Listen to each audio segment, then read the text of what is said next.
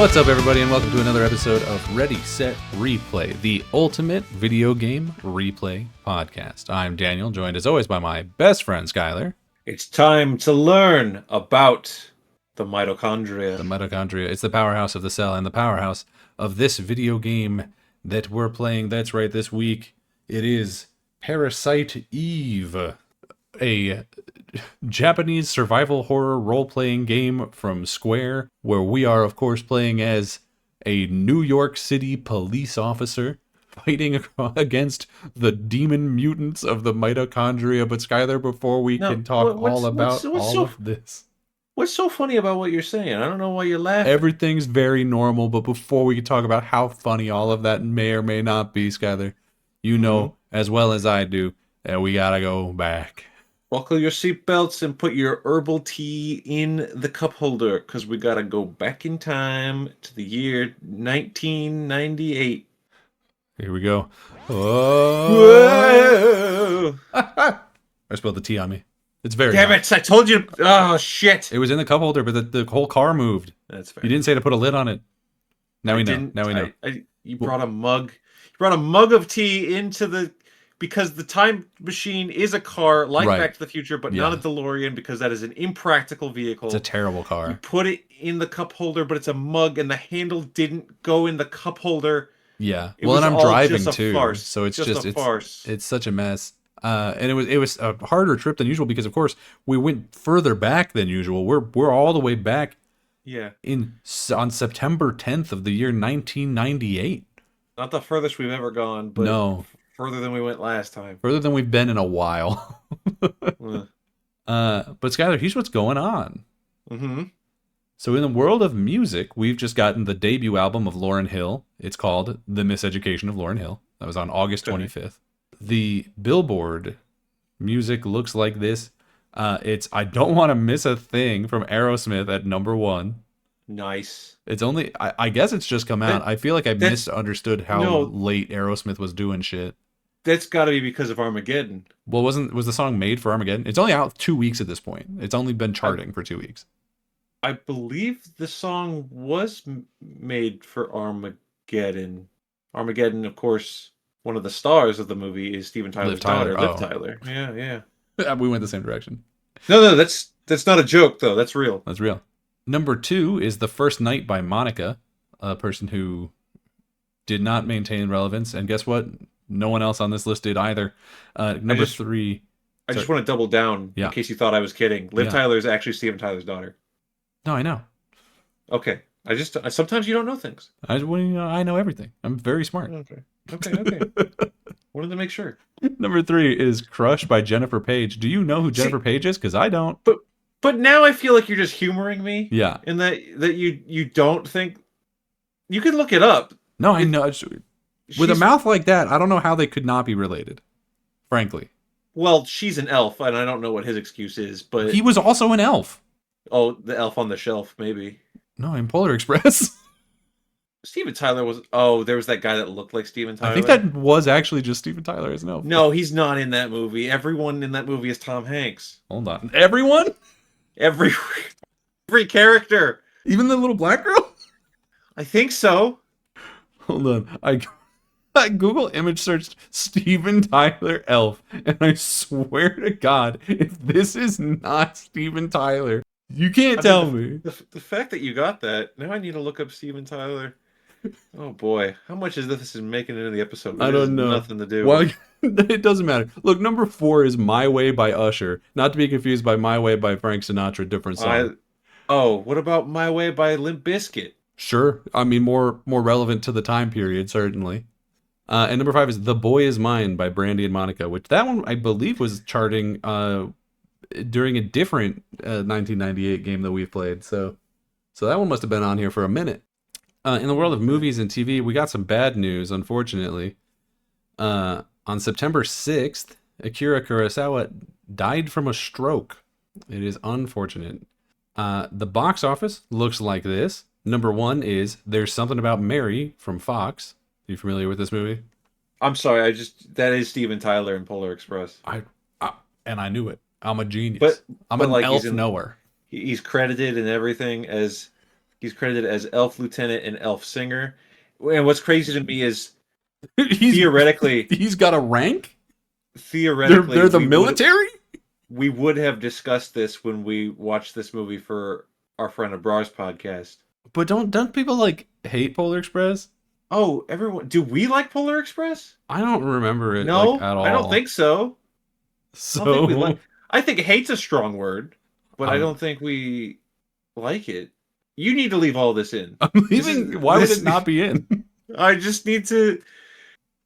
It's important that the Polar Express part stays in the episode, and it just further pushes back our actual discussion of the fucking game. About the video game. That someone who's like, was so excited. I love Parasite Eve.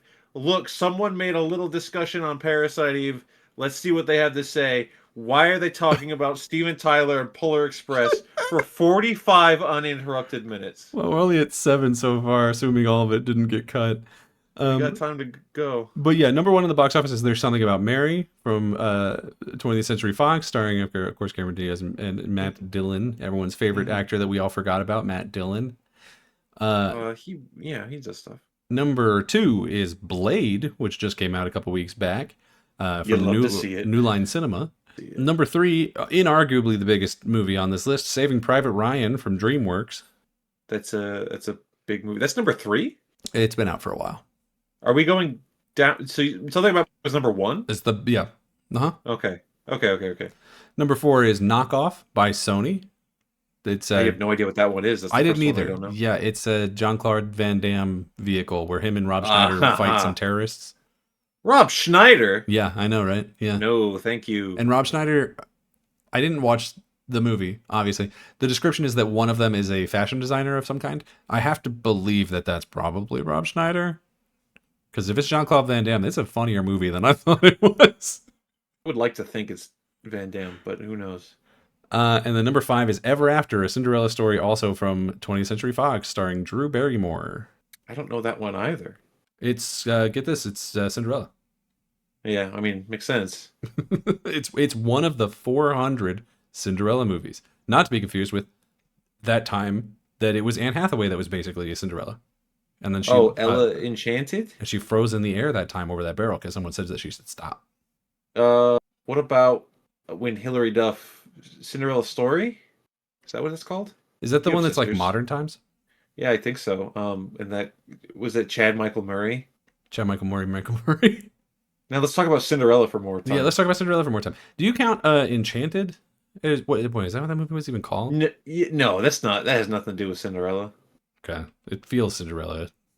I think it's got the evil witch lady chasing her, the Adela Dazeem, wickedly talented. Dazeem. And she, so that's more Maleficent, Sleeping Beauty, if anything. Maleficent. In a couple of days from now, we're gonna get the Emmys, but I don't know when we're gonna come back to 1998. So I'll throw out some of the things that won. Big winners for the 50th Emmy Awards are Frasier. Nice. Frasier, one of the biggest shows of 1998. Baby, I hear the blues are calling, toss out the scrambled eggs. That's Frasier, in case anyone didn't know. No, Frasier's the hairy guy from X-Men. He did that too, but they didn't play the song for that.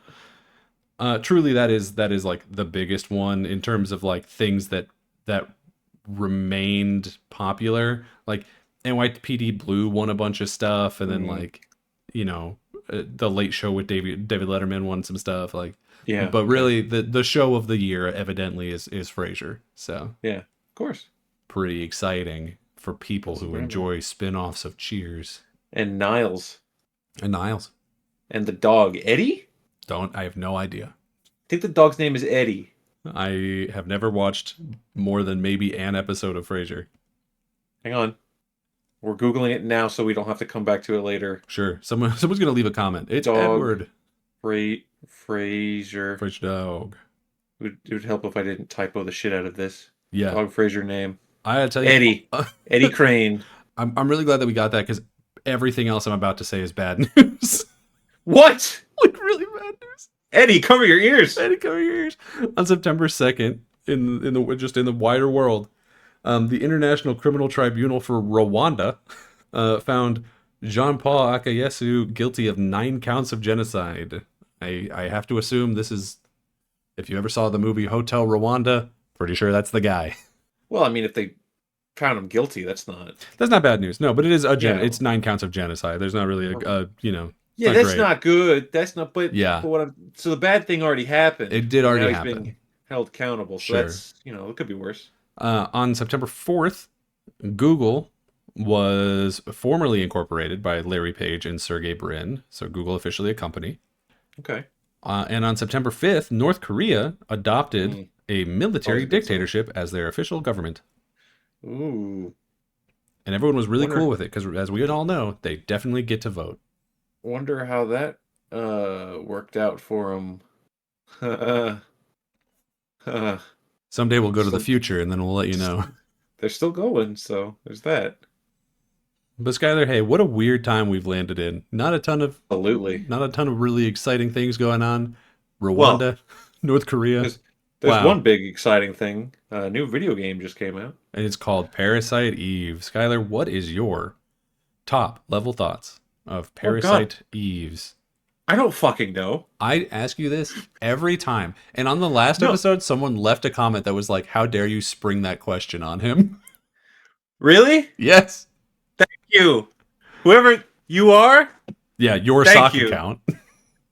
Hey, you can't prove that.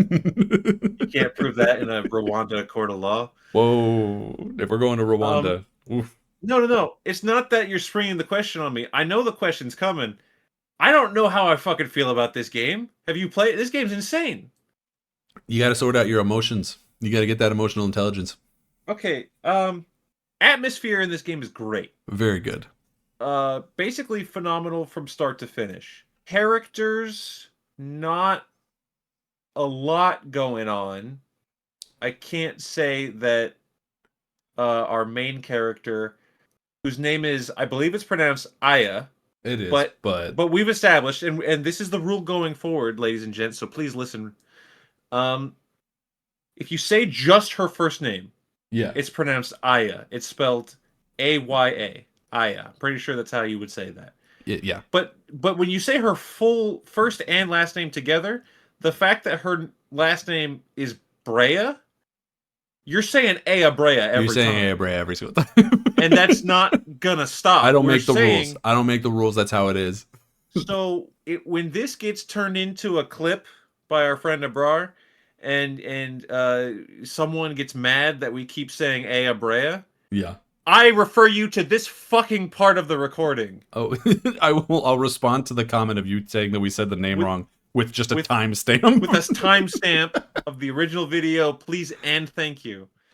Oof. So Aya Brea, yeah, she's not in the upper echelon of great video game characters. Whoa. Would you say? What's her character other than she's a police officer? She's just if Cloud Strife was a lady cop. She has powers, and she's here. I would actually argue, not that she's one of the best ones. I would argue that she has more personality than Cloud Strife, who she's clearly based on. Cloud, but here's the thing: Cloud cross-dressed that one time, so right? He's an icon. But Aya turns into like a alien monster, like a mutant guy. So I don't know. I'm not trying to show disrespect for our girl Aya Brea. Sure. But I'm just saying, I don't think character is the strongest suit in this game, because our other characters are a cop named Daniel. Okay. Clearly a winner. Clearly one of the best names that a human could possibly have. Not going to be confusing in this conversation at all. Nope. And then, does it hurt or help that he does one of the coolest thing? No, the coolest thing. I'm gonna plant my fucking flag. He does the coolest thing that anyone in any of the video games that we have talked about on this podcast has ever done. Okay, so what you're saying is the reason to play this game is in the final cutscene of the game. Okay, it's like the second to last cutscene. That's right. You do have to run away afterwards. Yeah, he's just this like big, overweight African American cop who he's perpetually 2 days from retirement. You have to assume, yeah. And you're like, you're thinking there's no way he's making it through this game. Does he? I don't know. We'll spoil that later. And he's silly, and because he's just constantly like put off by everything that's happening, which is fair because as we'll get to, motherfuckers are just melting in the streets. I would not. No power of law or God could have kept me in Manhattan during the events of this game. No, let alone send your kid to an opera in the park. He didn't send him. He just didn't stop him. With your bitch ex-wife. Your bitch ex-wife. Your goo ex-wife. Then there's a Japanese man named Maeda, who every time his name popped up, I said Medea. I didn't know for a while, and you know what? Actually, no, still, I don't know. Was that a bit, or was it just dyslexia? Let's see, what else? There's a Nazi guy, kinda. I mean, he's not, but he is. He's not really a Nazi. He's not, but he is. His last name's German, isn't it? His name is Hans Klamp, and he's a doctor that has like done basically super eugenics. He's doing eugenics. Yeah, so he's a Nazi. He's a Nazi in my book. Yeah. Of course, there's Eve herself, who has another name. I do notice that you still have not said like your general feeling. Getting there. You're still trying to sort it. I'm just saying, you're just naming the characters. But okay, the naming the characters was in an attempt to be like, who here is a good character? Who's the example of the best character in this game? And I guess the answer is Daniel. Correct. He's definitely the one we had the most fun with while playing. All right. So we established atmosphere good. Yeah. Character okay to nothing, in my opinion. Gameplay, no. I'm gonna say no.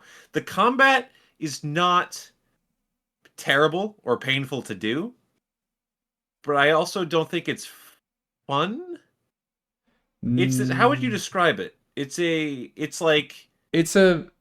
turn-based combat in real time. Not unlike Final Fantasy VII did something similar, but this obviously operates. Final Fantasy VII Remake did something similar. Oh well, I just meant in the original. You're obviously not moving around on a 3-dimensional plane. Yeah, but it's you.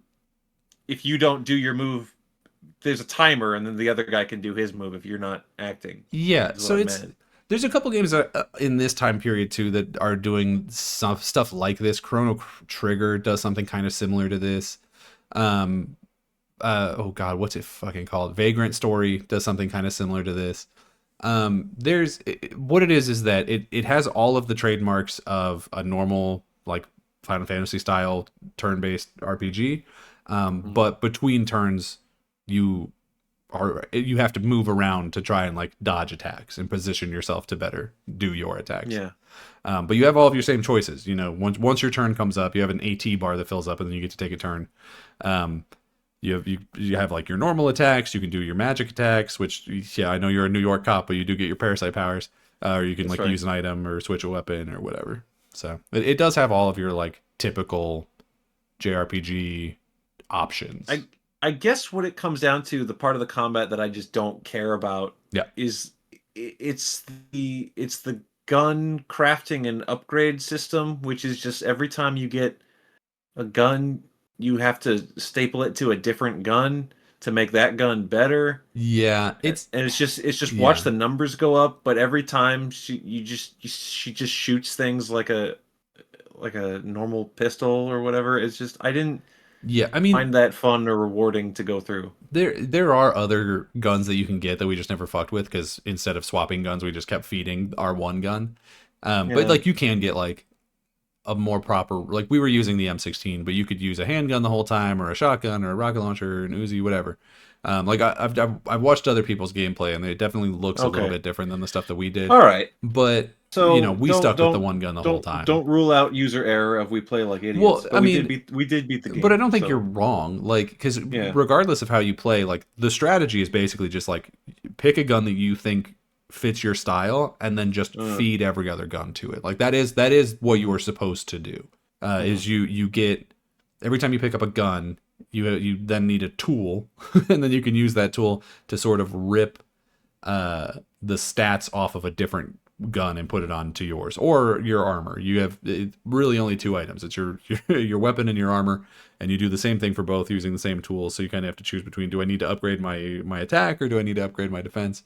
In a normal JRPG, you don't have to do that because you just level up and then that increases your attack, which still happens here, but just not to the same level. And then, when you're playing like a normal Final Fantasy or whatever, you would get, I got the new sword, so now it does whatever extra thing, whatever. So it's an interesting system. I don't know that it really works out probably the way they wanted it to. I don't hate it, but it is like, definitely, at least at first, I was like, what am I doing? Yeah. Like, do I need to hold on to these guns? Like, what am I doing? Especially the amount of times that we would save before trying to upgrade a gun, because at least to start, almost every time we would feed the wrong gun to the other gun, and then we would just have a shitty gun. Oops, reload the save, try it again. Yeah, which we did figure that out pretty fast. We thought that the order that you pick the guns in matters, but it really doesn't. You just pick whichever statistic, like both boxes pop up, and you just pick whatever stat you want to move over, and it just takes it to whichever the other one is. So it's pretty simple. We were just either overthinking it or underthinking it or some fuck. I do think that that's partially user error, but it also doesn't explain it for shit, so that doesn't help. The last thing that I could talk about is monster design. Enemy designs. Sure. Which but do you like the game? Which is pretty much all my question. Hang You're on. running through all the bullet points of the whole game. Just saying that we'll save the monster designs for later. I think some of them are okay, and then the rest are whatever. Wow. You know what? Ignore that. That was nothing. Daniel. Yeah. I think I'm ready to say what I think of this game. Wow. It's only 20 minutes in. I'm glad we played it. Yeah. I would probably not play this again. I understand why you would say that. I don't think it's certainly not the best game that we've played. I do think for me, it's important to say. Yeah. This is far from the worst game we've played. No, yeah, for sure. On personality alone. I need to. I can't stress this enough. I kept gushing over the atmosphere of this game the entire time. I think the story and the dialogue, whether or not that's a translation problem, certainly it could be, but I wouldn't expect it to be that much because, but there's a bunch of Square games that are translated. Right. But I'm like, there is a magic to this that kept me engaged in the locations, if not what was happening in the locations. Yeah, it's really, the story I think is probably the hardest part of this game to talk about, because it's in some ways very straightforward, but then you look at the words that they're saying to get to the straightforward and you're like, I don't fucking understand any of this. Because what is effectively happening is that there is an opera singer who has been infected with a thing that mutates her into a monster that can do crazy shit. Yes. And you have to fight her using your similar but different powers. You're basically the good version of her. And that's all it is.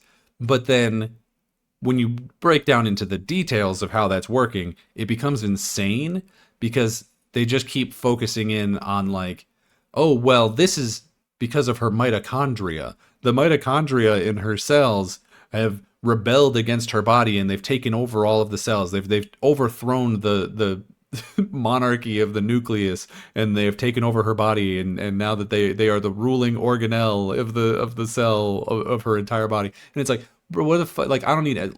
Sure, man, fuck it. Why not? Cool. It feels like a really overly complicated solution to being like, this is fucking magic. Like, that's all I really needed was like, she's got magic. I don't know, she got mutated by some shit. I don't know. Frankly, you could have just thrown the fucking Ninja Turtles ooze on her and it would have had the same effect as far as I'm concerned. It ends up being like way overcomplicated with the oh, and she got the mitochondria from here, and you got the mitochondria from there, and your mitochondria has evolved different, so it like agrees with your nuclei. So it, it's a bunch of fucking bullshit, and none of it fucking matters at Absolutely, all. absolutely, you are correct. Yeah, And when we were playing it, and they just wouldn't stop talking about the mitochondria every conversation, yeah. it was my eyes were starting to bleed. But here on the other side of it, not to say that I've like made a complete turnaround on it, but if you stripped away this game's obsession with mitochondria, it would not be the same game. It It wouldn't. wouldn't be. It wouldn't be. The amount of fun I think that we had just being like, why is that happening? The mitochondria. I mean, that's what And they then, would say. and that's what it is. That's what it's the game. Like, That was the answer. that's what it was all the time. And that's super With it, dumb. this rat became a giant inside-out rat, and it can attack you with Yeah, laser beams because of the mitochondria. because of the mitochondria. You see, this sewer gator has evolved to be able to shoot lightning from its mouth because the mitochondria. And you're like, sure, man, fuck it. Yeah, okay. All these mantis shrimps combine into one giant mantis shrimp, and it can play the trombone because of the mitochondria. Yeah. It's when I look at this game, I don't know that it's like an amazing game. Like I think it's a hard one to recommend, especially because of how hard it is to get at this point. Like I happen to have a copy of Parasite Eve. And I think they're pretty expensive to get now. I think when I bought it, it couldn't have been more than like $50. But I think now they're pretty hard to find, and they won't release them on modern platforms anywhere. And so there's no, I don't believe ever been a re-release of any kind. If there is, let me know in the comments because I will buy it. But it's like that makes it so much harder to recommend this game. If it was just like, oh yeah, pay $20 or whatever and download it on your Xbox or your PlayStation, right? Like I probably would, because I think that this game, to your point, has a ton of personality, and I do think it has, there is a lot of like you have to be like, okay, but it's pretty fucking stupid. Like you need to give them that warning before you recommend it. But I do think it is a really fun game. It is so unique. But I say that it does also just kind of feel like Square said like, we would really like to have a Resident Evil, huh? Like we would really like to have one of those. It's essentially kind of what it tries to be, but it misses out in, obviously it matches atmosphere in our opinion, but I think the Resident Evil obviously has all the puzzles going for it, and this has puzzles, but I didn't like any of them. Explorable spaces, yeah. I could see a near future, maybe a further away than near future. I can see a future where we do get a remaster. I hope so. Of this release, I really hope so. 6 years ago, there was an interview between the producer and executive Yoshinori Kitase. Is that how you say that? I think it's Kitase, but it doesn't really matter. He was being interviewed by, you guessed it, Kenny Omega. Hold on, let me just real fast scratch this out of the trivia section real fast. Okay, go on. Ah, damn it! I'm sorry. All right, go on. I don't know. They were just talking about. I guess Kenny specifically asked about Parasite Eve in the future of it, and he said he didn't know of any plans, but he hopes so. And so if there's even remote talks of a sequel. Because I think the last Parasite Eve game was in 2011. I don't know specifically. Era. Yeah, but yeah, Third Birthday there was a pretty big gap between 2 and 3. Yeah. So if there's even an inkling of sequel talks, the first step is you would need to re-release it. Let's make these ones playable first. Yeah. And I do really hope that they do that. I think Square's probably going to be busy for a while doing other Final Fantasy remakes. I suspect that we'll get. There's been rumors of, because they're doing 7 obviously right now. There's been rumors of, not to time this podcast too heavily, but there's been rumors of 9 and 8, and I believe that we'll probably get both of those. I would personally love a remake of 10. I think 6 is deserving. The first 5 are good, but you would have to I guess technically Stranger of Paradise or whatever that one was called was a remake of 1, but does anyone really feel that? Uh, what I'm saying is I don't know that necessarily the Parasite Eve is going to be top of their list, but No. I think that they should definitely get around to it because I feel like, and he says it in that interview, Katase, is he says like we don't currently have any, like we aren't working on it right now, but it would be a waste to just forget those Yeah. characters, to just leave those Yeah, characters yeah, behind. yeah. And I agree. Like I think that there's so much potential here. I think maybe streamline the mitochondria part, and maybe they do in 2 and 3. I think 2 is generally better reviewed than this one is. Basically ignoring everything I said about this game's characters, Ea Brea, and give Daniel his own game is what I'm Give saying. Dan his own game. He's a fucking badass. We'll get to that later probably. But yeah, it's this is to me right in terms of needs a remake, right up there with Dragoon. Like right up there. Like I think both of those Mm. would, if you just took those 2 games and you turned them into 2026 games, they would, I think, be extremely popular. I think they would do very well.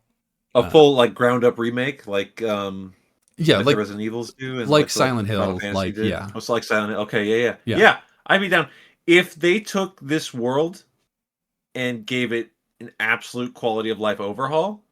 yeah.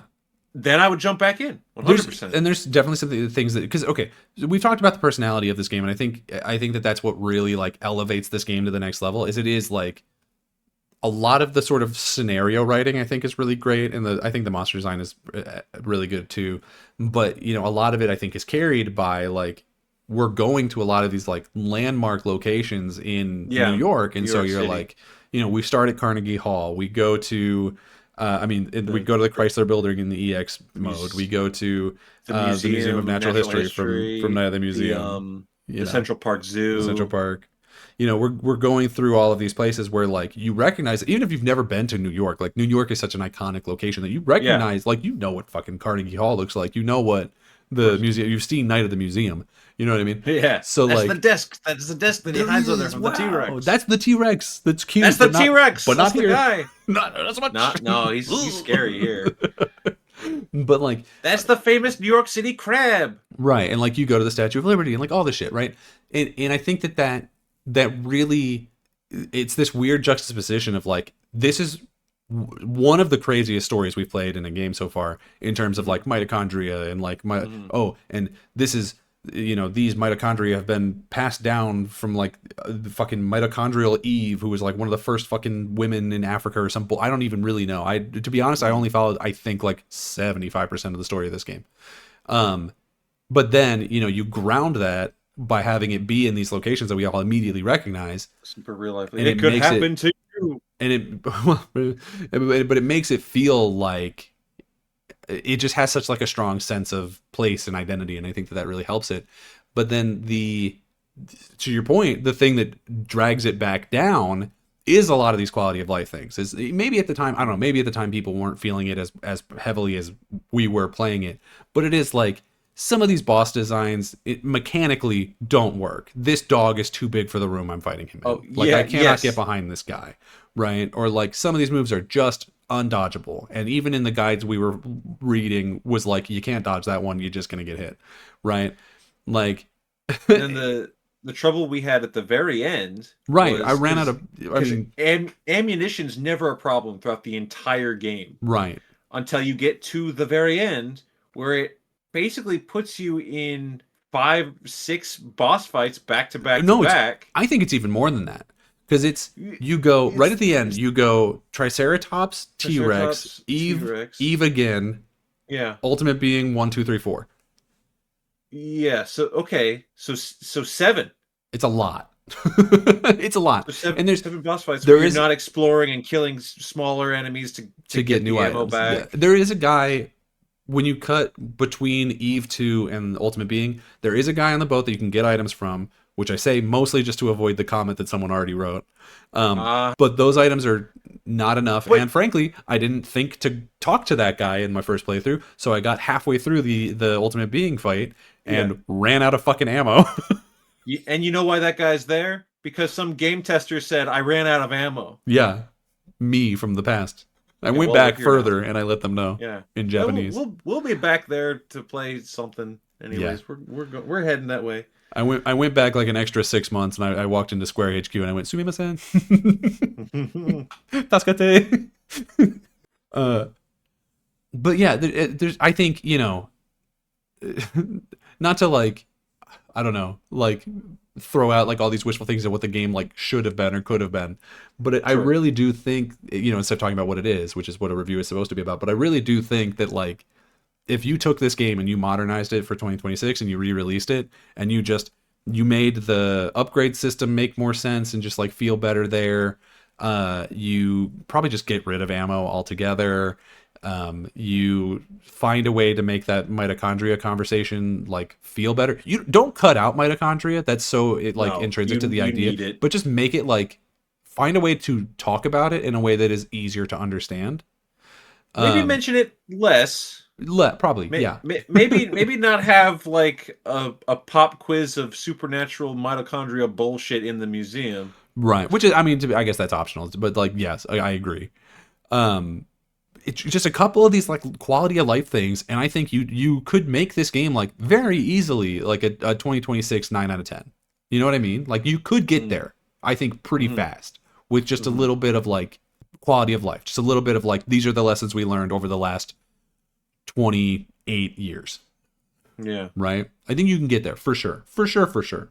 Easy. I could do it. Put me in charge. Tap me in, coach. um At least give us credit for the idea, because here we are in 2026 saying, do it. yeah.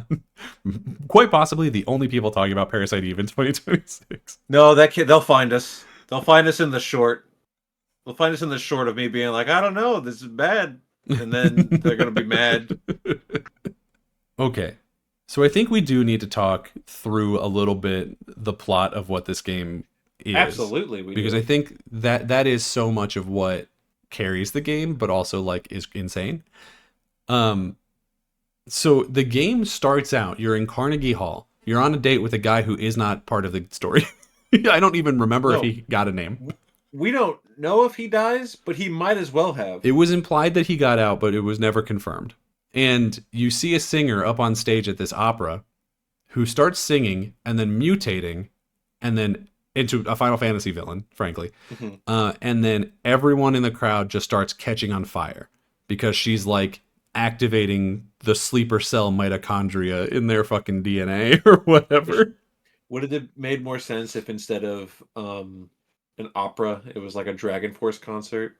Honestly, a little bit. Melting the faces of everybody. Although, frankly, I think doing it at the opera avoids a lot of like the sort of tropes of like metal music is the devil. There is no satanic panic. Yeah, it's not part of the game. People don't satanic panic about the opera. You know what I mean? Timothy Chalamet doesn't like it much, but other than that, now we know why. He was right. He was right. He was there. He made it out.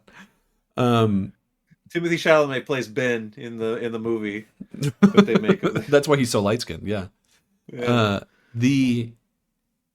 it's like it's a really like grabbing introduction, right? I think that's safe to say. A lot of the games that we've played for the show have just been like, pretty basic, right?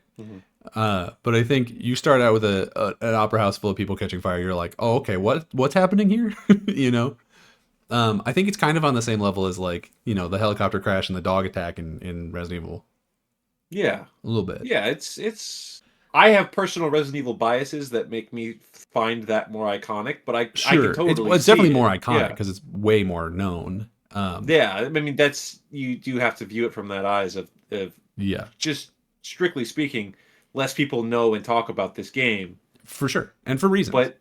But yeah, just you're at an opera, everyone starts catching on fire, you have to figure out what's going on. That's pretty cool. I mean, not for the people catching on fire. No, but... no. And then you're just like going around fighting these monsters. She Eve, formerly Melissa, it has the ability to. She for some reason doesn't seem to be able to do it to humans, but to any animal, she just like basically waves her hand and they turn into these like disgusting Pokemon. Effectively, like rats are being able to like throw fireballs. Or like, we talked about it a little bit. There's a crocodile who can like shoot lightning out of his mouth, right? So effectively just the fly version of Pokemon.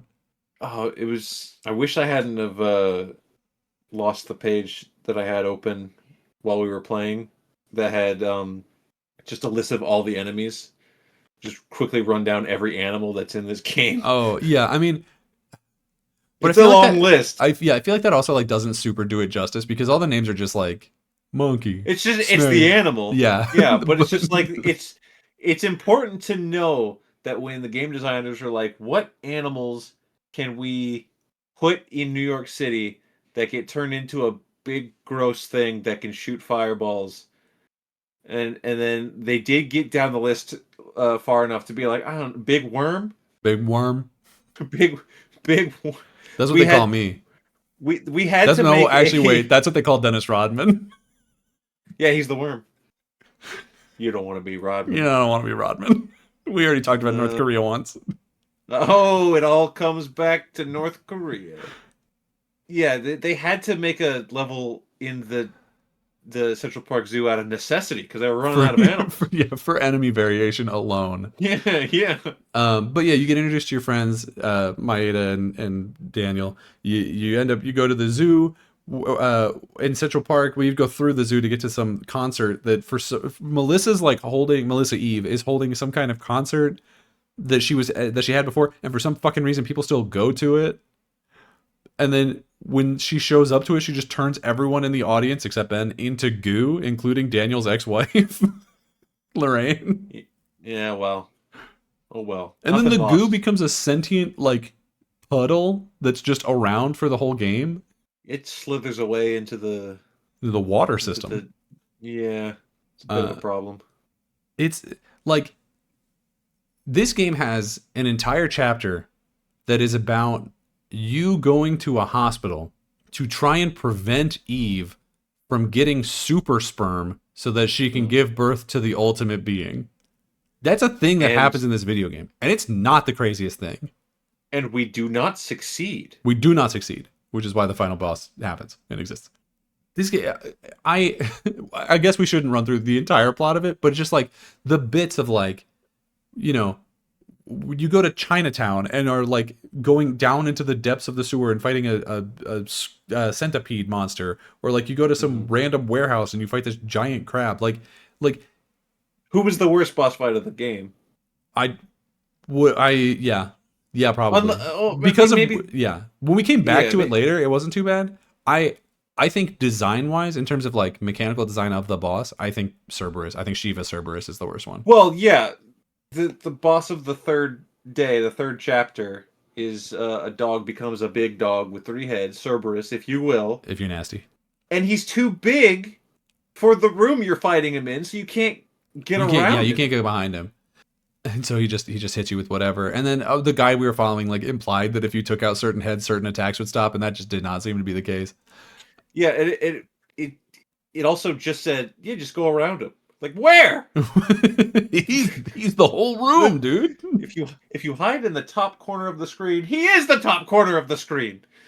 Like your police precinct gets attacked. That's where you fight the dog boss. The Natural History Museum is like now we're fighting reanimated dinosaurs and shit. Like this game goes some fucking places. It's like that's the point that I'm really trying to get across here. It's just like it is set in a very recognizable location, but it is bonkers. Like the things that you do are absolutely insane. I mean, it's very similar in some ways to Ghostbusters. You know what I mean? Like, and we were making those references while playing it. You specifically Yeah, were like, "Hey, there was goo on the Statue of Liberty," and you're like, "That's two. That's what happened in two." I was trying to get you to remember the plot of Ghostbusters 2. A movie which I don't believe I've seen. It's okay. You don't need to. So I guess it's worth saying. So this is the first game that we're playing on for the podcast that we played together, which is by necessity, frankly. Yeah, well, we played Sims together as well, Sure, but that that's wasn't true. But that was in like online. person. Yeah. Yeah. So this one we played together. You came over and we sort of traded off playing. So I did 1, 3, 5, and 6, and you did 2 and 4 because 5 and 6 Yeah. are basically one chapter. It's a boss rush at the Yeah. end. I got thrown in all the ones that have enemies that give you poison damage, which I Yeah. think is bullshit. I was just like, hey man, pretty cool. That's great. Really love I didn't have to do that one. And I got all the ones that had just the most insane shit. Yeah. But so we finished this game as recording this last night. Yes. And you had to leave before we finished it because the last fight, I think, and this is gonna sound crazy, I think it's the best fight of the game. I think that is unfortunately the first fight of the game that like really forces you to get creative and figure out how the game works and use all of your Sure. abilities. It like when I finally beat that boss, it was like Mhm. a Dark Souls level of just like I figured it out. Like I fucking did it, right? And I do think I don't love it, but I do think part of that is because how many bosses you fight in a row just absolutely bleeds you dry of resources, and then that guy on the Yeah. boat gives you a very specific amount, and it is just enough. It is just enough that if you know what you're doing, finish this fight. You know what I mean? Yeah. So you were pulling through by the skin of your teeth, where it's like, okay, this did this much damage. If I do this twice, I can beat him here. And if I switch to this weapon on his first form, like if I switch to the baton on his first form, then I can hit him and take an item from him, and it's either going to be a full restore, which is super helpful, or ammo, which is kind of helpful. And then I can switch to the grenade or the rocket launcher for his second form, and that'll do area effect damage, and it'll hit both parts of him. Like the amount of just like actually having to like strategize and figure it out, like I think for me personally, really made that boss fight feel Hmm. so much more interesting than I'm gonna stand next to this crab and shoot him until he dies. I did not like the crab. Like there's so much like genuinely most of this game. I don't know if this is true for you. It's definitely true for me. I didn't fuck with like most of the spells because you didn't have to, right? You were using like heal or like maybe detox to get poison off. Yeah, But I was definitely doing those two. I can't yeah, think. but I don't we even know if when I had the controller, if we had like the big super fuck off spell, no, the yeah, big liberate you I'm don't gonna get until kill you like spell. basically right at the end. But like yeah, Yeah. but you're like you're getting into that and you're getting. I'm like okay, if I use the spell that lets you revive after you die here, then which I got a little Yeah. messed up because it like interfered with my auto heal armor, so I had to figure out like the math of like okay, I need to I wait until I've run out of this and then I could do that. Like I'm for glad that it was was. a you problem to figure out because I don't want to have to do all that. There was there I do feel like that one would be very by taste. You know what I mean? Like I Mm-hmm. think a lot of people would get into that and just be like, okay, I'm just not going to finish this game. Like fuck this. Like I don't want to do this. I'm 99% of the way there. I don't give a shit. But I was like I was getting close enough that I was like I know I can do like it had that Dark Souls It's thing that Dark Souls where chase. yeah, it Yeah, had that I Dark Souls understand. thing where it was like I know like it didn't feel unfair except when I ran out of ammo that time. Then I Yeah, was that like, was well, fuck. bullshit.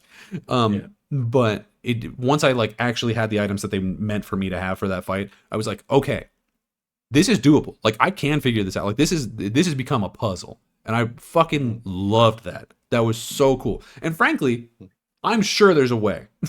I'm sure. Like this is probably a very unique situation that we found ourselves in here at the end of the game. Because I imagine if you know this game and you understand it, there's a high probability that you're walking into this final boss fight and you've like, oh, I got all the tools and I upgraded my weapon in the exact perfect way, and so I'm doing 6,000 damage every one shot or whatever. Like you're walking, you're just cakewalking the bitch, and you're not having the experience that I had here. And I Yeah. understand that like this is probably like a 10% if even chance that you're gonna have the same experience with this boss fight that I did. I fucking loved it. But There like I was there was frustrated at first, but I was like you had to go lock in. I will say, I'll remind you, there was that point where I think it was the crab fight Crap that sucked, we did bro. not enjoy, um, where we were doing such pissed baby damage to it that I was like, I'm looking up a fucking video and seeing what damage like a professional's doing, and it was a It little was a bit little bit higher, but it more. was close. It was close. I'm Yeah. like, okay, so it's not Well, a huge difference. and it turned and for the crab was optional, so like we could have just not done it. Although if I had been even a couple levels less than I was, I think that ending would have been way worse for me. Um, Yeah, it's a yeah, but good point. the guide that we had been using, because at that point we were like, okay, we need to finish it. Like, we're running out of time. The guide was like, hey, you should do the crab before this other optional boss. No. But the fucking thing is, like, then you go and you fight that optional boss, which I don't know if that one's actually optional. Like, the guide said it was. I don't know that I believe that, because it has plot relevance, that one. Like, that's where you find that one wasn't. Monster. Maybe just the crab was. I don't know. Maybe, yeah. But once I fought the centipede boss at Chinatown and then came back to the crab, then I was doing the damage that the guy was doing in the video. So the guide was just, I think the guide also just like fucked us on that one. Yeah, probably.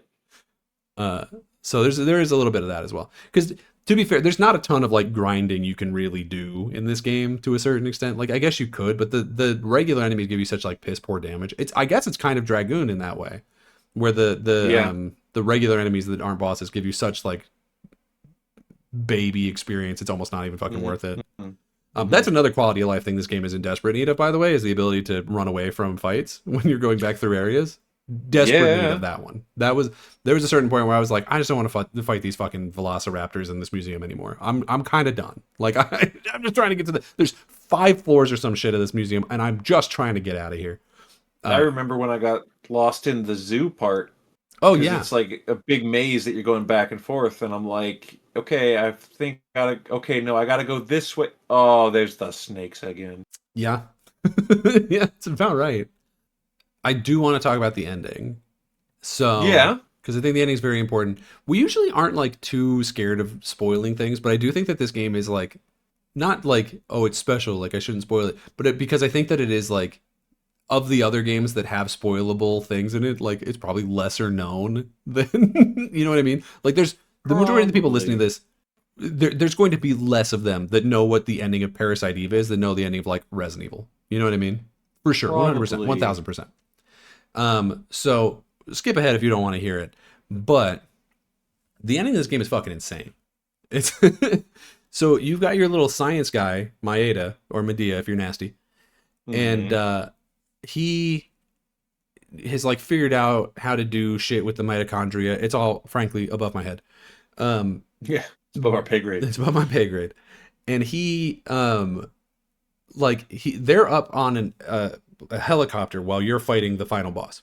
And he's like, man, I wish that I could have gotten these special kill the boss bullets, effectively the rocket launcher at the end of a Resident Evil game, to Aya. He does. Mayada does give us a gun like half through the game. Yeah, like way earlier.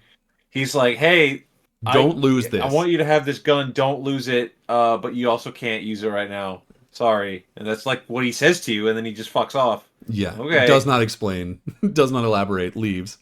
And throughout the entire game, whenever you're in proximity to Eve, or by this point, the ultimate being her child, I guess. Her big sperm baby. Her big gross sperm baby. It has like this field around it basically where people just light on fire, like at the opera, right? So throughout, and it's sort of, I think, a way to keep out other characters to explain like, oh, only Aya, because she has special mitochondria, whatever the fuck, can go in and take care of this thing. So it's a reason to be like, well, where's the rest of the fucking NYPD? Why is she the only one? Like, it's sort of plot wise that way. But so Maeda's like, I can't get these bullets to Aya. She's gonna die. Like, she's fucked. And Daniel, King of Kings, God amongst men.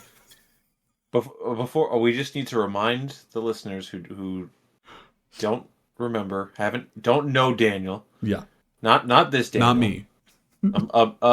No offense, but quite frankly, I'm more important, Daniel. Whoa.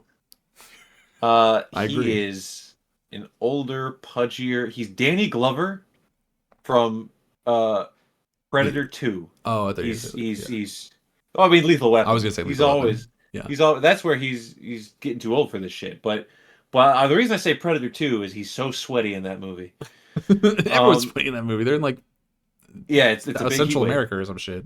No, Predator 2 is in Los Angeles, I think. Oh, I'm just thinking of Predator, I guess.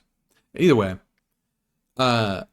But yeah, okay. So he takes the bullets from Maeda, jumps out of the helicopter. He hits the like AT field of you start catching on fire. He's lit on fire, falling, throws the bullets to you, hits the ocean. I need, and it's a full FMV. Like it is, they cutscenes in this time period are rare. It is some legendary next level shit. It's yeah. You know what really clinches it? So again, elderly African American man, cop, who's getting too old for this shit, and he thought his son got melted earlier. He jumps out of the helicopter, bursts into flames, does a big action throw of these bullets. Aya Brea catches it. He kerplunks into the ocean, charred to a crisp. Just kidding. He's fine. He's all right. I mean, that's probably. So we see him again by the end of the game. Probably if this was a game in 2026, he would have like bandages or some kind of burn damage on him. But as far as we're aware, and I guess we don't know how much later that cutscene is, but he's just like, okay. He's just fine. Yeah. Oh no, because we see him on fire, but then I went into the water. Yeah, we see him on the dock immediately after, so he's fine. I was thinking of when they go back to Carnegie Hall at the like very end. But it's the coolest fucking, like, we've played what I think like roughly 30 games now for the podcast. This is easily the most like, oh hell yeah, fucking moment of any of those games. I don't even know what the close like second would be, frankly. But it part of it is just because it's so laughably insane. Oh, it's fucking stupid as shit. Yeah. Oh, it's so dumb. It's I can't even think of a real, genuine, amazing thing that would top this. That's what I'm saying. It's next level. Parasite Eve is the 37th game we've played. 37, Jesus. That was more than I thought. And it's not. It wasn't in Putt-Putt. I'll tell you that. Nothing in Putt-Putt. Nothing in Perfect Dark. No, nothing in Wario Land 3. Legend of Dragoon. Dragoon probably had some cool shit. And it definitely did. It definitely had some cool shit. But thinking of this FMV, the FMVs in Dragoon were huge and massive. Yeah, but I think they were really cool. But I think less.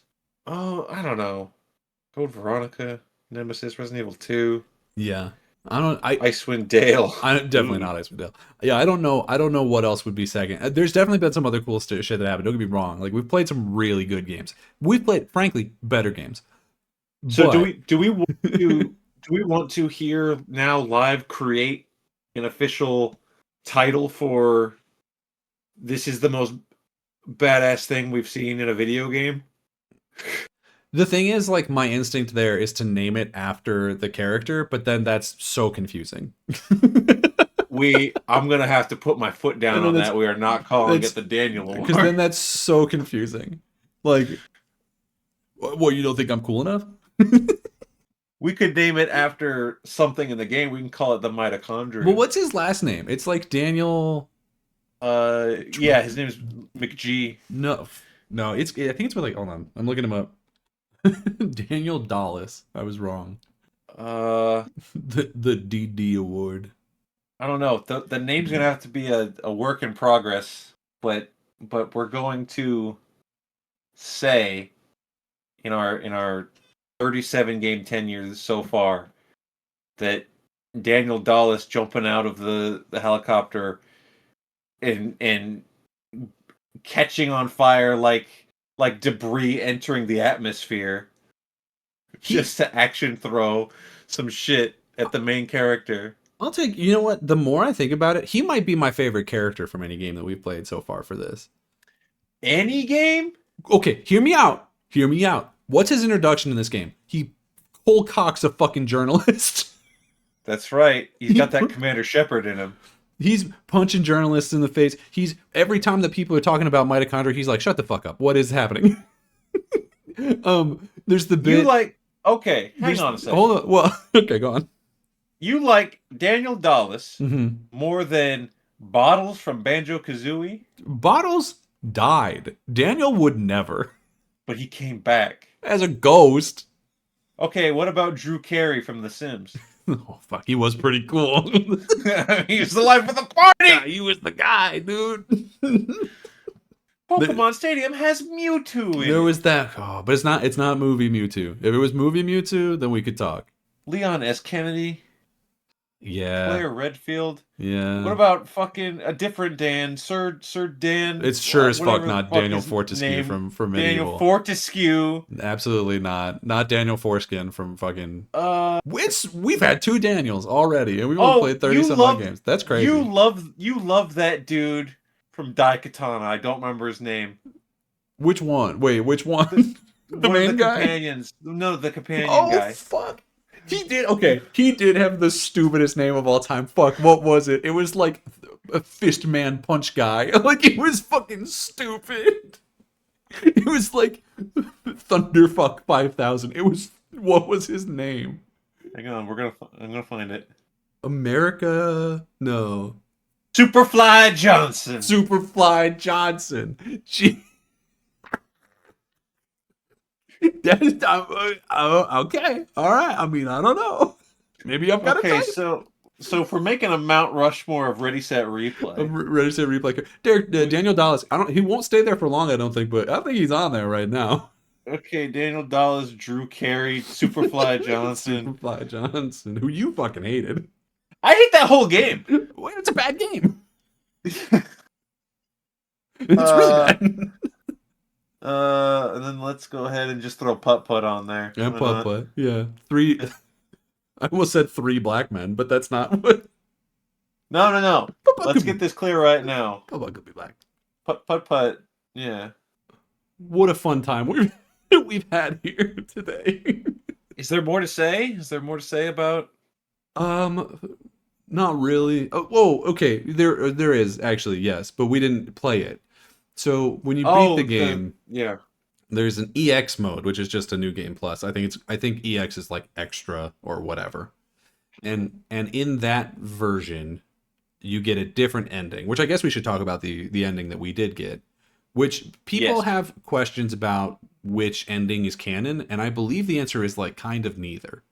Ooh. So the ending that we got, some people call it the bad ending. I don't see it that way, but maybe. Is you fight the ultimate being, you win, blah blah blah blah. Everyone's fine, everything's cool. You keep your powers, and then you go to Carnegie Hall, and there's this bit at the very end. You're like rewatching the play that you were watching at the beginning, but now no one dies. And then there's a bit right at the end where Aya's eyes glow, and then all the people in the crowd, their eyes start to glow too. And I think it's up to interpretation. I haven't seen anyone from Square like officially come out and say what the fuck that means. And I did look. I really tried. I promise to find like what that actually means.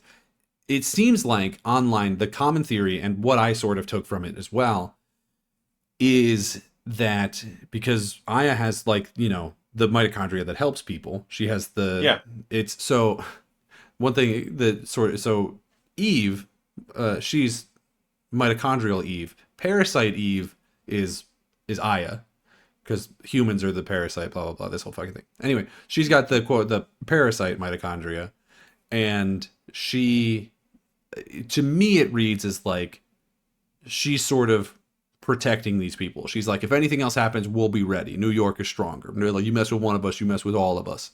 Yeah, that sort of shit. That's 100% how I interpreted that. That's how I took it. She is her mitochondria is reaching out to the people around her, and she's got the watch now. Basically, is how I. That's how I took it. That. Apparently, it doesn't like 100% come up in 2 or 3. Although we're playing 2 pretty soon, so I guess we'll find out. There's other people who think that that's supposed to be like, oh, because this is the bad ending. It's the quote unquote true ending is the EX mode one, so it has to be bad. So that must be that like, oh, the mitochondria like took over fully, and now she's about to like kill all these people, and we just don't see it. Which I guess I could understand that. It's just not what the like. I feel like the music and the vibe of that scene doesn't support that theory. But I could see it. It's possible. But the EX mode is, instead of doing the whole ending of the game, instead of going and fighting the ultimate being on the boat and having that really fucking cool moment where all the Navy guys are like flying you into the Statue of Liberty Island, which I think is just called Liberty Island, and and they're like, we know we're gonna die, but we're gonna protect you long enough to get your ass to this like, it's fucking goated moment. instead of doing all that, you instead go, I think, straight from the museum, maybe? Like after the T-Rex, you go to the Chrysler building instead, and you climb. There's like 77 floors of just random enemies that you have to fight through, which sounds like fucking hell. And then at the top, because that's the last thing I want, is just tons of random encounters with no, payoff really. 77 floors. 77 floors. Yeah, I don't know if I guess I don't know if you actually stop on every single floor or what, but whatever. It's apparently really fucking hard. We didn't do it, obviously. If you haven't caught on to that yet, viewer, we didn't do that. We would have to beat the whole game again. Yeah, which we're not gonna do. And scheduling to have us both in the same room to play it the first time was hard enough. We're very busy people with very important things to do. That's right. But you get to the top, and then your sister, we haven't talked about her at all. Your sister, Maya, has been sort of recreated up there. Like the ultimate because so this is a fucking complicated plot. So yeah. Originally, there was a mitochondrial event that happened in Japan. That's why Maeda knows about this stuff. And everything that he says when he's telling you that story, that's the plot of a book that is the prequel to this game, that the big game is based on. Oh, I did not know that. Yep, there you go. Trivia, check that one off. We'll talk about it in a minute once we get to the trivia section more. But yeah, it's based on a book. And the person from there died for a whole bunch of fucking complicated reasons. Basically, it was like her mitochondria was fighting with other mitochondria, blah, blah, blah. It doesn't matter. I didn't read the book. I don't even actually know if it's translated to English. But the mitochondrial cells from that were cultivated elsewhere, and they ended up in Aya's mom through some series of events. And then she passed those genes down to her twin daughters, Aya, the main character, and Maya. And then they get into a car accident, and Maya and mom die. Aya's the only survivor. And mom and Maya are organ donors. So Maya, who has the bad half of the genes, basically, those get transported, like her, is it kidney? I think it's kidney. It's either kidney or liver, but I'm pretty sure it's kidney. I think it was kidney. Gets transplanted into Melissa, the opera singer from the beginning of the game, who's just a person. She's just a normal person. She's not evil. And she's evil. She's evil. Well, Eve is just a different character. Eve is the consciousness passed down generation to generation through the mitochondria. The mitochondria. Yeah. So yeah, it's a lot. This game's fucking, it's weird. But because she got this transplant, she has to take immunosuppressants, which then stops her body from fighting the mitochondria. So they're able to completely take over. And so that's why she becomes the villain. But you, Aya, have the good half of the mitochondria. And so when they are introduced, like the original mitochondria from the book that fought off the original evil mitochondria and won, basically. So then when they mix with the bad mitochondria that were grown in effectively the same DNA as you, they're able to agree in such a way that you get the powers, but you don't become a psycho. So, as it turns out, and so in her, the bad one, so you also get a transplant from Aya, gets a transplant also from Aya. It's a cornea of all things. Because I guess she had like an eye problem as a kid. They say it like right at the fucking end of the game. Like it literally on the pier after the last boss fight. Maeda's like, you also got a cornea transfer or transplant. Aya, correct. And may I say, what restraint this Japanese video game to not give her heterochromia. That is such a fucking like. Should have done it. It's such a thing in Japanese video games, and I'm glad that they didn't do it here. It is cool. Give her a little chuny eye patch. Yeah. So okay, and then multiple years pass, like 20 whatever fucking years. So the cells that are in Eve are from your sister, so they still have the like DNA memory of your sister. So when she gives birth to the ultimate beings, it takes the form and part of the consciousness of your sister at the top of the Chrysler building in the bonus mode. Just in case anyone forgot where we're at, because it was a long fucking trip to get here. I understand if you fell off. I fell off. I'm with you. And she still has some of the consciousness of her sister somehow. So you're able to like talk to her for a little while before she becomes sort of like her. She ends up looking like a just a scarier version of Aya's form when she uses liberate, and she turns into like her like Digimon form. Yes. Um, and then you fight that, and she's like quote unquote the true ultimate being, and the one that you fought in the bay, and the other one was just like a distraction, is like how they try to phrase it there. But Mm. that version, it can't be canon for sure, because after you beat her, you lose your parasite powers. Like the mitochlorians, which is basically what it is. The mitochondria, like within all of New York, basically shut down from the like the you know the the not your actual organelle fucking mitochondria, but the ones that do mutant powers. They all shut down. So that one cannot be canon, because if that was canon, there can't be two sequels. Right. Because it doesn't. There's no fucking like you killed Umbrella in Resident Evil 1. You know what I mean? Like it did. Where do we Yeah. go from here? We created a cure in Resident Evil 1. Insane. Couldn't happen. So I do think that the quote unquote bad ending is the canon ending, but there's a lot of like debate online about that.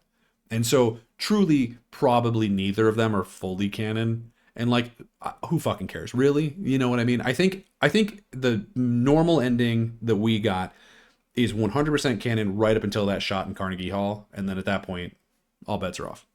That's what I think. Let me know in And the then, comments if you all disagree, cuz I don't fucking oh know. man, It's it a very weird and very complicated plot that is frankly not told especially well. it could be that everybody in that opera hall at the end also had mitochondria. Yeah, they got Th- everyone They got a transplant. A lot of people got hair transplants from they Maya. all they They got... all have they all have different books that nobody has read. Do you want to hear some trivia, or did you have anything else you wanted to say about the game? Let's hear some trivia. So, like I said a minute ago, this game is based on a book written by Hideaki Senna, um, which is it basically tells a very similar story about this thing that happened, but in Japan, in a small town in Japan, I believe. I also, I think, already said that's what Maeda's backstory is. Is like he witnessed the events of the book, and so it's a prequel to the game effectively. Although the game did not get clearance from the book writer before they made the game, but the author Oh, then later was like, "I love this, and you did it perfect," so I guess it worked out. no. Oh, did he get money? I don't know. I don't know. I mean, if he loved it, then I would hope he would got get some money. I would hope so. I would choose to Do you believe so. do you think like Japan copyright lawyers are less evil than USA copyright lawyers? I know that Japan. I think Japan cares like way more about copyright than we do. So probably Okay. China doesn't give a fuck, but Japan does. Um, Okay. the only seemingly major change is that I is a direct descendant of the main character of the book, but they changed the last name. So that's like the only big change that's like, kind of something different. Is like Oh. I think Mm. in the book her it's like it's not Brea, it's like, something more Japanese. Yeah. So, I don't I should have written that down but I didn't. There's also a film adaptation. It's a Japanese What? language film. So of the What? book, not the game, but of the book. What?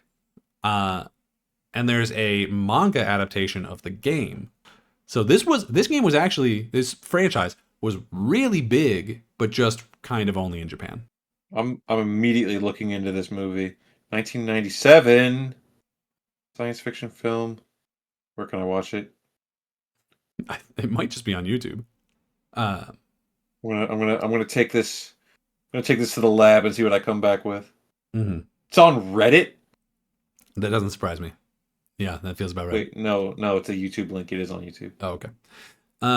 The author, Hideaki Senna, is currently a teacher of microbiology at a school in Japan.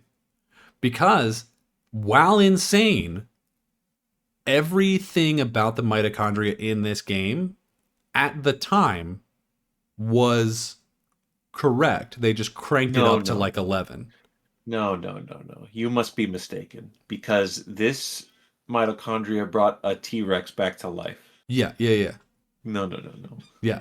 Yeah. You It's a lot of it is based on like theories of there's a book at one point that I think Dr. Clamp references called like the selfish the selfish cell or the selfish gene or something like that. That's a real book. So all of this is based on real theories of like actual science and like this was believed. The one thing that the only thing in the time between then and now that we have figured out that disproves any of the theories of this, obviously it's not ever going to be cranked up to 11 in the way that like it's not like this is not possible. It's just it's like if the mitochondria did this thing, then it could cause mutations. It's like a lot of that kind of thing, right? And then they just like crank that up to like, and what if it was an anime? But the only thing that science has proven thus far that disproves the theories that led to this game is that sperm does not have mitochondria. Sperm cells do not contain mitochondria. And so a lot of the plot of like, oh, but the dad's mitochondria, like Clamp had to make special super sperm that didn't have mitochondria in it from the dad because that was what fought it off in Japan, and it was a bunch of bullshit. Turns out sperm doesn't have mitochondria, so he just wasted a lot of fucking time, I guess. Well, okay, so a joke appeared in my head, but it's one of those things that I have to explain before I say it. Oh no. So you know the phrase, well, don't you have egg on your face? Oh no. It's like, oh, you're embarrassed. Well, don't they have sperm on their face? Oh, okay. And we're leaving that in. No, that can go. That can get cut out. No. This game also, maybe not surprising case based on the fact that it's from Square Enix during a time where they were kind of, or Square, not Enix yet, at a time where they were sort of in their golden era, has a really big cast of like people who've done amazing work in video games. So the music of this game is done by Yoko Shimomura, who has already done the music for a different game that we played on the podcast, Legend of Mana, which I think we liked, I'm pretty sure. Yes. And did a lot of work for Final Fantasy, but is most known at this point for doing the entire soundtrack, most of the soundtrack, obviously not like the Skrillex one, for the Kingdom Hearts series. Oh. So that's what she is best known for.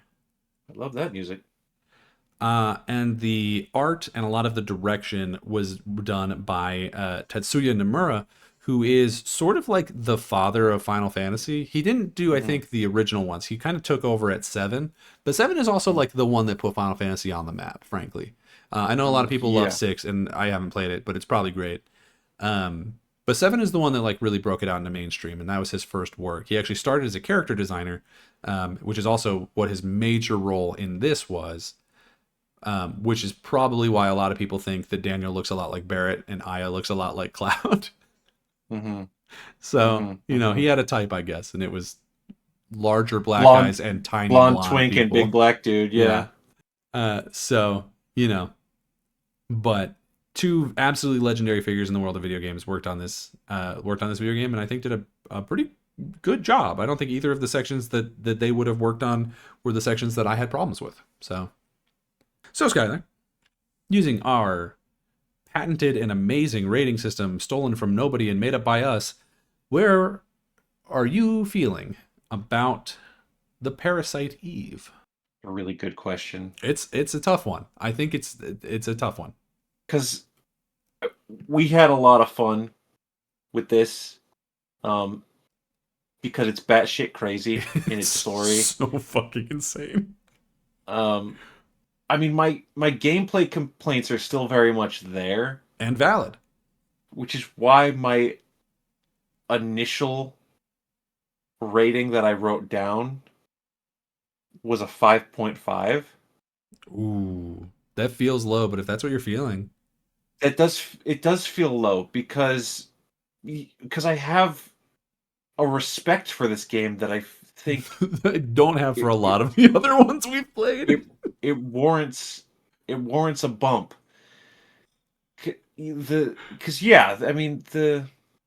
I'm gonna come in at a 6. Okay. 6, which is okay. Yeah. Technically, direct translation to okay. There's a lot of this that I really, really like to its core, and then there's a lot of this that I'm like, no, I don't want to play that. But Yeah. I can't shake a certain soft spot for this in my heart right now. I don't know what it is. I Yeah. mean, I do know what it is. We talked about it at length, but but We talked about it yeah, for roughly an hour and a half. I am gonna say 6. I think that that's totally fair.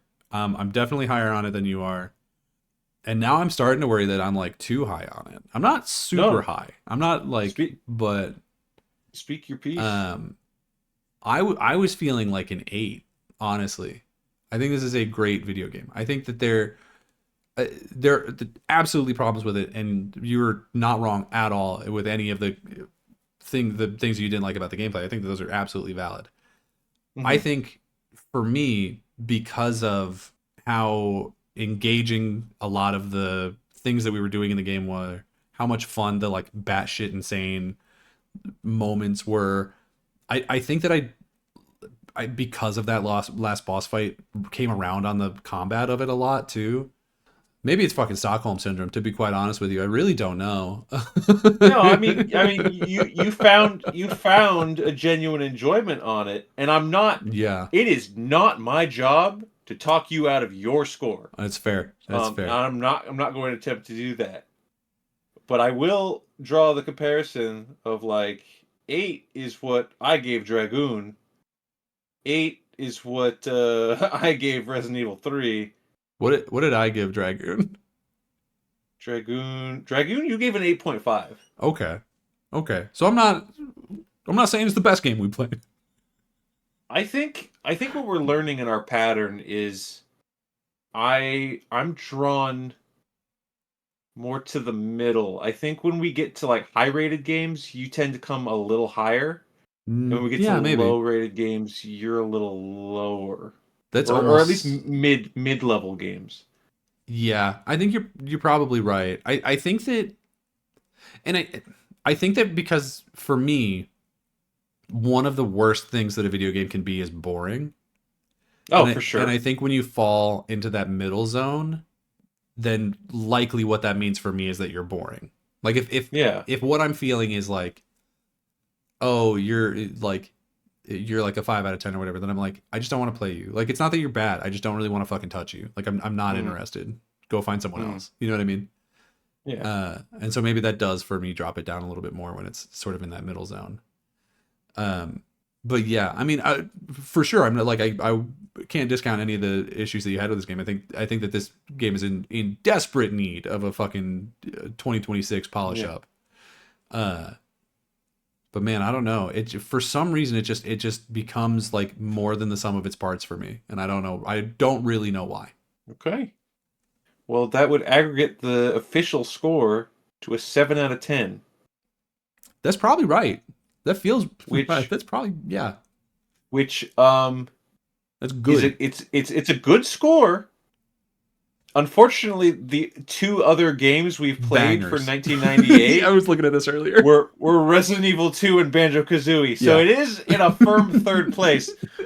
But hey, it's amongst good company. We'll say Yeah. that. Hey, turns out 1998 might be a really good year for video games, or just the ones that Also, we've chosen to go back and bother with. also kind of spoilers. Yeah. I think the next game for 98 we'll be talking about are Pokemon Red and Blue. And that was, I'm going to be honest with you. I Yeah. don't know if that one's going to be as high as this one because I think I love Pokemon. There's a lot of problems with that one, but we'll see. Yeah, Maybe. we'll see. We'll We'll see what see. happens. We'll see. But if you want to tell us all about where you fall on the Parasite Eve spectrum, whether you've played it, because shit, man, at this point, it's really hard to get your hands on this thing. You can leave a comment all about that or what other games from 1998 you think maybe we should go back and give a shot to. I'm ball. I'll play ball. Why not? You can leave Yeah. those comments on Spotify or YouTube. Those are the only two places that we are currently. I love it if you would subscribe and follow and like and share and do all of those things on at least one and hopefully both of those platforms. You can then follow the show on Twitter at rsr_pod to see when new episode drops. Or you can follow me on Twitter or Blue Sky at Daniel J. McG. You could follow me on Blue Sky at Skyler 8-bit. And until next time, everybody, play more games. Play more mitochondria. Mitochondria. The game's just starting, the world's so bright. Jump right in, everything feels right. Let's play, take a trip back in time where pixels and memories intertwine. Come on in, it's time to play. Let's rewind to yesterday. The fun begins, we're here to stay. Ready, set, replay.